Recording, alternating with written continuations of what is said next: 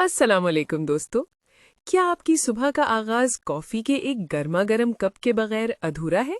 हम सब जानते हैं कि कॉफी हमें एकदम से एनर्जी देती है और मूड फ्रेश कर देती है। लेकिन क्या आपने कभी सोचा है कि कॉफी आपकी खून में शुगर लेवल के साथ कैसे इफेक्ट करती है? खुश आमदीद हेल्दी लिविंग वर्ल्ड में, जहां हम बात करते हैं आपकी सेहत, फिटनेस और खुशियों की। आज मैं आपनेस और खुशियों की आज मैं आपको बताऊंगी कुछ छोटी हेल्दी टिप्स।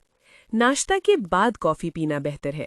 अगर कैफीन ज्यादा लग रही हो तो डीकैफ कॉफी ट्राई करें। हल्दी या दालचीनी जैसे हर्ब्स कॉफी में डालकर शुगर लेवल कंट्रोल में रखें और पानी ज्यादा पिएं ताकि जिस्म हाइड्रेटेड रहे।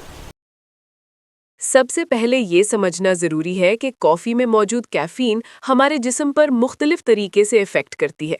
ये इंसुलिन की सेंसिटिविटी को थोड़ा कम कर सकती है, खास तौर पर डायबिटीज के पेशेंट्स में।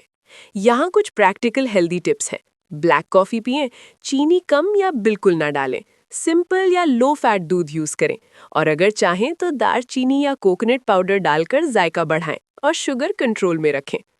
अब आते हैं वीडियो की सबसे इम्पोर्टेंट बात की तरफ।